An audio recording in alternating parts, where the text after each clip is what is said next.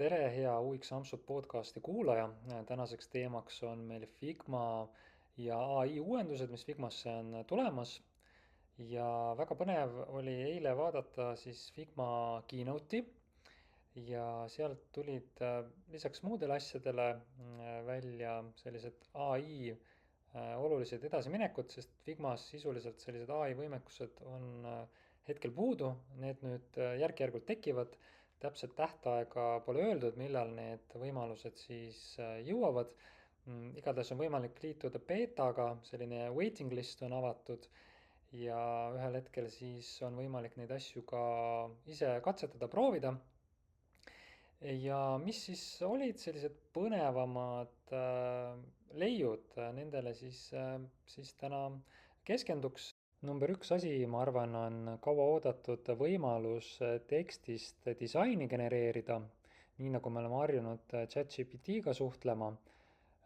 Kes on kasutanud sellist lahendust nagu Galileo ai, juhul kui sa oled seda teinud, siis selline maagia, mis kaasneb, on sulle tuttav. Aga sisuliselt, mis Figmasse siis tuleb, et kui sa vaatad praegu ka ekraanile, siin on mõned sellised screenshot'id, mida ma täna ka näitan, on see, et seal ettekandes siis tehti selline näide, et pandi siis ai-sse selline tekst, et a pizza find wrap with a map and a card for a selected restaurant. Ja siis selle põhjal ai genereeris siis sellise vaate, kus on näha kaart ja kaardi peal erinevad pitsakohad ja konkreetne siis pitsakoht ka avatud ja erinevad nupud nagu order now, call, directions ja mis on nagu tore, on see, et lisaks on võimalik ka siis määrata tiimi, et kas sa tahad, et oleks light tiim, dark tiim ja nii edasi. Ja mis selle nagu genereerimise puhul on toredat, on see, et tegelikult ta genereerib tekstid, genereerib pildid, genereerib layout'i, genereerib vajalikud sellised asset'id nagu ikoonid. Et väga hea selline algus, et tihtilugu, kui sa disainiprotsessi alustad, siis on nagu tühi leht ees, ammutad inspiratsiooni, natuke vaatad, mida teised on teinud. Nüüd on siis selline ai kaasmõtleja ka olemas. Et väga põnev saab olema seda siis katsetada ja proovida. Aga praegu me nägime siis sellist nii-öelda esmast eelvaadet. Aga soovitan sinnamaani, kuni siis nüüd see beeta ei ole veel avalik, et on olemas waiting list, kasutada sellist tööriista nagu Galileo ai. See tuli välja paar kuud varem, et kui Google'isse panna, siis see veebileht tuleb välja, et ta on ka selline nagu ChatGPT laadne toode, küll aga ta on mõeldud siis disainide genereerimiseks ja see on selline päris tore tööriist, mida samamoodi proovida ja katsetada. Ja teise asjana, mis ma tooksin esile, on kõik, mis puudutab sellist tekstide poolt, ehk siis copywriting'u poolt, sisutekste ja kõike muud, et üks väga tore näide, mis praegu on ka ekraanil, mida näidati, on see, et retsepti äpi jaoks siis sisu genereerimine, et näiteks, et sisestud ära, millest retsept koosneb, paned paar toiduainet ja siis tehisintellekt genereerib ülejäänud toiduained siis automaatselt. Et ja samamoodi pealkirjade genereerimine, muude sisutekstide genereerimine, blogitekstide genereerimine, kõik sellised võimalused, nupunimetused on nüüd siis selline võimalus, mis meil varsti võiks Figmas avaneda.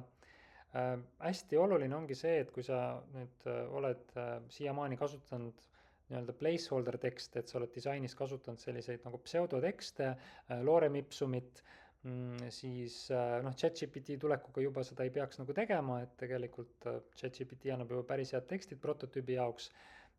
Turundus saab neid muidugi muuta ja copywriting saab ka, aga üsna tihti disaini varases faasis sa võid oodata mingisuguseid tekste.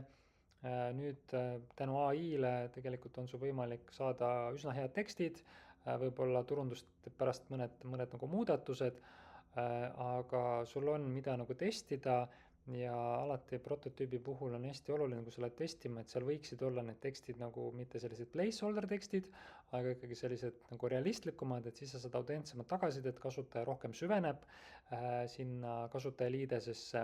Et muidu, kui sul on sellised lihtsalt üldised tekstid, et pealkiri, siia tuleb tekst, see on nupu nimetus, see jääb liiga nagu üldiseks, et selline teksti genereerimine on väga, väga hea. Lisaks, mis oli väga võimas, mis puudutab tekste, on tegelikult ka tõlkimine.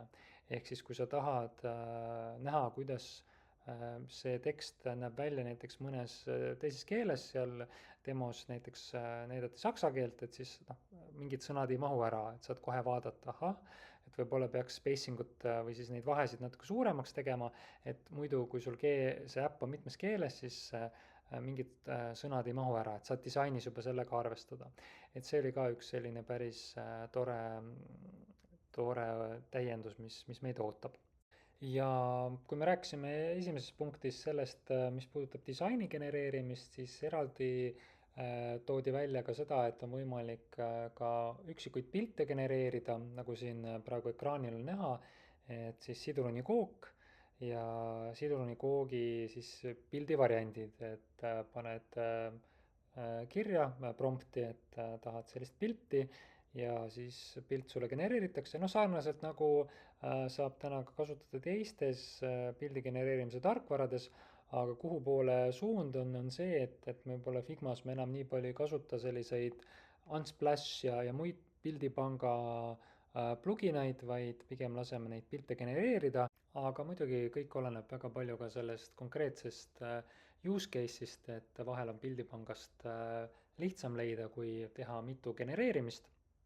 Mis veel oli põnev, oli see, et üks väga tüütu tegevus tihtilugu on see, et kui sa oled erinevad vaated valmis disaininud, siis muuta see prototüüp klikatavaks ja seal ka Figma näitas siis sellist automaatika võimalust, et Figma automaatselt ise tuvastab ära, mis ekraanid on omavahel loogiline ära ühendada, ehk siis ei ole vaja neid nuppe ükshaaval, et see nupp sellele nupule vajutamisel avaneb see ekraan ja sellele nupule vajutamisel avaneb see ekraan, vaid Figma siis automaatselt tuvastab ja teeb need ühenduskohad ära. Et kui hästi see hakkab päriselus toimima, eks ole näha, aga kahtlemata on tegu sellise põneva võimalusega, loodetavasti siis aitab meil päris palju aega kokku hoida nendelt tegevustelt, mis on tihtilugu sellised tüütud või korduvad. Lisaks mulle meeldis see võimalus, mis on seotud layer'ite automaatse nimetamisega, et mida sisukamaks muutub sinu disain, seda rohkem sul tekib erinevaid elemente ja siis see layer'ite paneel on tihtilugu raskesti siis käsitletav, sest seal on lihtsalt väga palju elemente ja kuidas neid arusaadavaks muuta, on see, et me layer'itele anname siis ise nimetusi, aga see nimetuste andmine on ka päris suur töö, et kui ai tunneb ära selle konteksti ja saab layer'ile panna õige nime, siis see on väga, väga hea edasiminek samamoodi. Et sellised olid põhilised asjad, mida ma tooksin esile Figma keynote'ist. Loodan, et sul oli tore seda podcasti kuulata, said enda jaoks uut infot.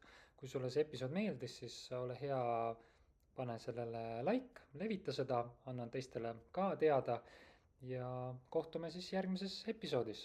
Kõike paremat!